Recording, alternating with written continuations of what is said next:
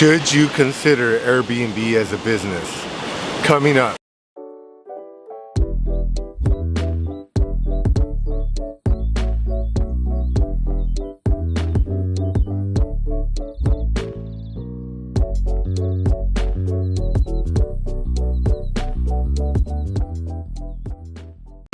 Hi everyone, this is Dr. Ernesto from AttaBoyCowBoy. In this channel we give you health and wealth tips to help you be more successful. Now today I'm filming in Buenaventura, Colombia.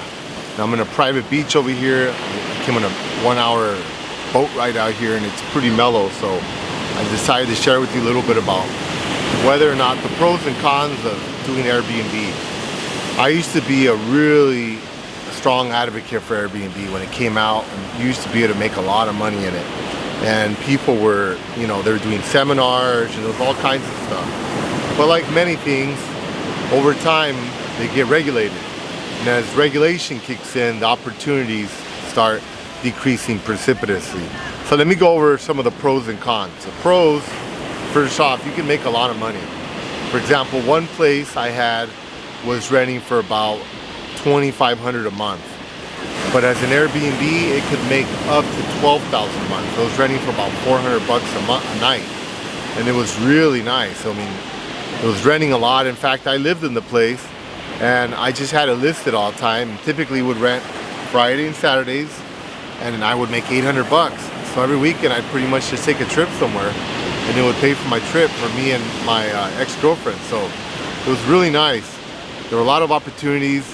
And again, there was a lot of money to be made. However, now with the regulation, Airbnb started skewing a lot of the rental markets around the country, like especially in places that are real popular, around the world actually. So a lot of big cities around the world have started regulating it. New York, Miami, LA, etc. So what they'll do is they'll only allow you to rent 30 days or more.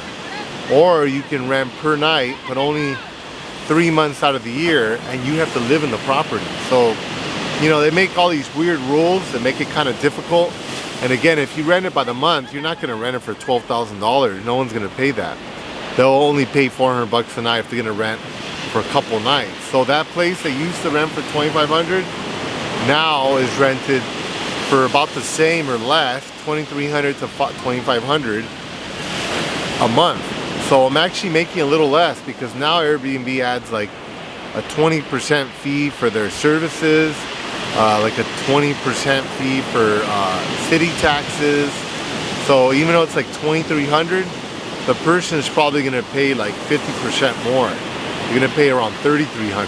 So, you have to end up cutting your prices down. So I'm actually making less money doing it on Airbnb than I did just renting it as a rental. And that's just one example. I had over 20 Airbnbs at one point. I'd manage Airbnbs for other people. So it's just not the same anymore. Now, if you live somewhere where there aren't regulations, I have friends that have Airbnbs and they're in cities that are unincorporated.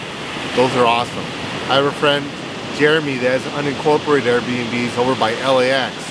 That's the airport here in Los Angeles, and that's an excellent location. A lot of travelers come to LA, so it's really good. But there aren't that many places that are unincorporated inside of big cities. So beware. Otherwise, you can go get a permit, pay taxes, and just all sorts of red tape. It's just not worth it. The second benefit is that you can rent places that are not real desirable. For example, in the past, we've rented our couch, the laundry room. I've actually put tents in the backyard. I mean, those are pretty hard to rent. If you want to put an ad on apartments.com or Zillow or something like that for a couch, you're not going to have very many people responding, if any. Or a tent, forget it. But Airbnb allows you to rent like places that other people might not want to rent, like laundry rooms or basements or places that are not very desirable. So that's a really good thing, and that actually continues to be like that. You can make money off of unused spaces. Typically undesirable spaces, especially if you live in a big city where rents and hotels are really expensive. Here in Los Angeles, a hotel is going to cost you over $200 a night easily if you stay here in the city. And I live in the city, so people are gladly willing to pay, $1,000 to sleep on the couch for the month. You know, plus all the fees, they're probably gonna pay like $1,500, but they'll pay it because they know it's still cheaper than a hotel. $200 a night, you know, that they would eat that up in about seven and a half nights or something like that. So it's still much cheaper. So that's definitely a big pro. And if that's your situation, I would definitely recommend Airbnb for that. All right, now for the cons. Number one, this is probably the worst one. People complaining getting their money back. It's really easy for people to get their money back, and it's very uncool. I mean, I have places that are spotless. I mean, we clean them, they are really clean. Cleaner than hotels I stay in. The guests will come in and something changes. You know, they rented it for a whole month and they decided, you know, they only want to stay a few days, or their trip gets canceled, or they want to go stay with their family instead. I mean, all kinds of stuff. The people oftentimes won't even contact you because they're embarrassed. They'll contact Airbnb and say, oh, the place is filthy. And I'll say, what are you talking about? And they'll say, well, here's some pictures. And they'll say, and then they always sound very authoritative. They say, oh, we've already confirmed what the guest is saying. I'm like, how could you confirm it if you haven't been there? So then they'll send me the pictures like days later, of course, right? They make it difficult for you. You look at the pictures and the guest will get their camera and go underneath the bed in a dark corner and zoom it in, and zoom in like on a hairball, or, you know, on some dust or something like that. And they'll make it seem like that's the whole apartment. You know what I mean? There's gonna be dust behind furniture or underneath cabinets or something. That's inevitable. It's impossible not to have any. And those are the pictures they'll send. Or sometimes they'll even dirty up stuff. They'll take pictures of it, they'll send it in. I've had guests get pictures off the internet of like bed bugs and send that in and say they had bed bugs. They'll get pictures of dead insects, of rodent droppings off the internet. They'll send them to Airbnb. They'll say that there's rodents, there's roaches. I mean, people are very creative and they know how to use Photoshop. So they'll Photoshop stuff, they'll put it on, you know, they'll show your cabinet with rat droppings or something, or they'll just go get something and pour it out on the counter and they'll say they're rat droppings or roaches. I mean, people are really creative, and when there's money involved, they'll do it. And Airbnb is never gonna be on your side. They're always gonna be on the guest side, so that's really frustrating. One time I actually had this guest that stayed in the house paying, I was gonna get paid $3,000 for the month for 30 days. On the 29th day, the guest complains that there's cameras on the property. So Airbnb contacts me and says, hey, we're gonna give the guy a full refund. You have cameras and you didn't report it. I said, cameras? I don't have any cameras. And then they sent me a picture. Oh yeah, in the alleyway, I had a dummy camera. In the alleyway, nowhere on the property. And they said, well, it's a violation of like the person's privacy or something like that. I said, what's a dummy camera? It doesn't actually work. Doesn't matter. They refunded the person the full $3,000. Not only did I lose the $3,000, I got stuck with cleaning the place. I got stuck with paying the utilities, the Wi-Fi, the trash, the electricity, everything for the whole month. Very uncool, and they've done that to me multiple times. I've even had times where people use like fake credit cards, or they cancel the payment on their credit card after they stay there, and Airbnb won't eat it. They make you eat it. They subtract it from you. So you're out of luck, and you don't really have a way of recuperating the money because you didn't do business directly with that person. They did business with Airbnb, not with you. So then you're out of luck. You're not getting any of your money back. Con number 3, it's a big responsibility, and it really limits you, your travel, and it ties you down. Now, when you hear all the stuff on you know, on the radio and on the internet, advertising Airbnb, all the money you can make and all that, it sounds really glorious, but renting property is much, much easier than doing Airbnb. Airbnb and hotels is very difficult. People feel entitled to complain, so they do. They complain a lot, and they want to be catered to. You know, they call you in the middle of the night.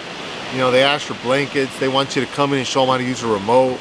They want you to come in and show you how to work the heater, the air conditioner, or, oh, I hear a noise outside, can you come check it out? I mean, I'm a landlord, I'm a manager for units.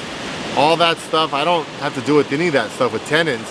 If tenants ever ask stuff like that, I just ignore them. It's like, that's your problem, you know? Call the police or something. But Airbnb, if you don't do it, they're gonna write you a bad review. You get a bad review, you're gonna get sanctioned, or you're gonna have to get money back, or it's gonna cost you. So oftentimes Airbnb, they'll look back on the thread and they'll say, hey, this guy's asking for a refund because you never responded regarding how to work the remote control for the TV, or how to work the cable, or something like that, something mundane. So you have to respond to everything, and even though there isn't always a solution, you have to try to find one. It could end up costing you all the money you might have earned for the whole month. So it's very limiting. I myself, I like to travel.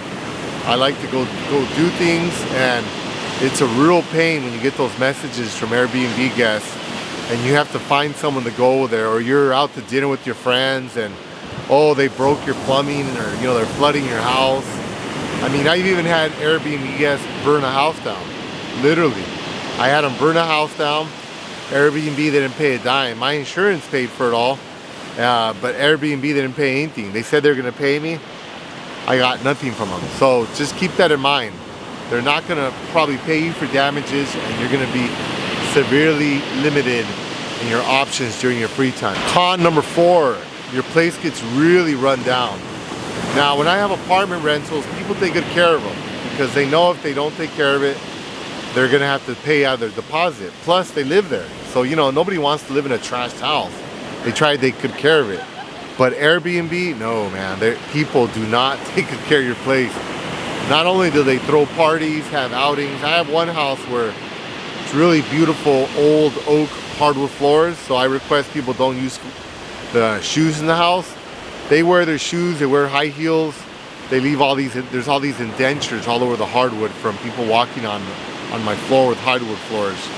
I have cigarette burns from people dropping cigarettes inside the house on the floor, not putting the cigarette out. So they leave a cigarette trail, like a burn trail. I can see the outline of the cigarette. I mean, they don't take care of your place.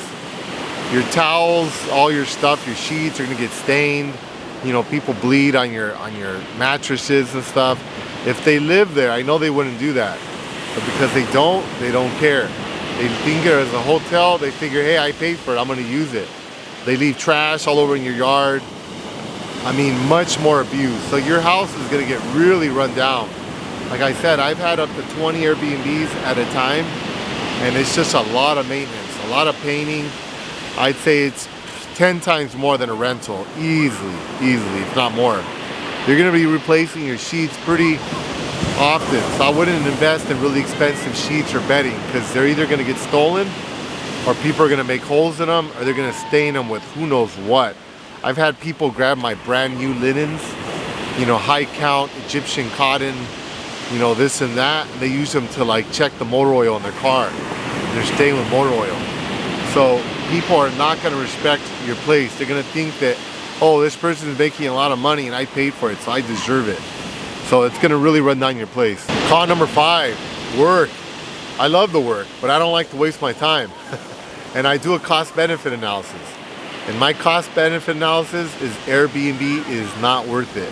I'm actually out of it. I transitioned out. I did a cost-benefit analysis. And once I took into account all the time they didn't pay me, all the damage from gas, all the rundown on my properties, it was not worth it. You know, I have friends that do Uber and Lyft, and it seems really great, but when you break it down, they tell me minimum wage in California is $15. They tell me they make about $8 an hour, half minimum wage. And they get all the damage to their car from all the mileage. But it seems like you're getting a lot. A lot of times, you know, you're getting paid gross wages. They don't take the taxes out you're gonna have to pay. They don't consider all the maintenance on your vehicle. They don't think about all the downtime between the rides when you're doing Uber and Lyft. It's not worth it. At the end of the day, they felt like they were getting exploited by these companies. And I feel the same way. I think Airbnb pretty much exploits people. So I don't think, unless you live in a place that is not regulated, where you can make, you know, double or triple what you normally would in rent, that's worth it. But if you can't, and you're making just about what you can, it's not really worth it. Trust me, you're gonna have a lot of issues. It's gonna be a big drain on you. You're gonna have wasted a lot of time talking with people. You're gonna have people using fake IDs, fake accounts, stealing your stuff, having parties, pissing off your neighbors, fighting with your neighbors. I mean, not cool. It's gonna be a lot of problems. And con number 6, as I mentioned before, regulations. So keep that in mind. If you don't have regulations where you live, that's great. But if they're coming down the pipeline, be ready. Because I know people that have bought properties or leased multiple properties to rent them on Airbnb, and then the city started new regulations and severely limited your ability to make money and to rent on Airbnb. So I ended up losing money. They're stuck with these long-term leases or with these properties that they didn't really want. So just keep all that in mind. So again, there are some pros, but there are many more cons. And I would say the only time I would consider it is if you have some spaces that are kind of undesirable or really off the beaten path. You can charge a premium. If you can charge a premium for a place, then it's worth it. But otherwise, for everyday people, not worth it. Now, as a guest, I love it. When I travel, I do use Airbnbs sometimes, because now there's so many fees and taxes involved. It's very rare that I find an Airbnb that's cheaper than a hotel. Very rare. It's almost always cheaper to rent a hotel than it is Airbnb. Airbnb is very expensive now. However, if I have a large group and I need a big house, then it is cheaper. And I can have a real nice experience with a house by the ocean or something like that. Then it's cool. But as a host, not worth it. Look for another investment. So thank you again for listening. And from Colombia, this is Dr. Ernesto Martinez. Thank you. Goodbye.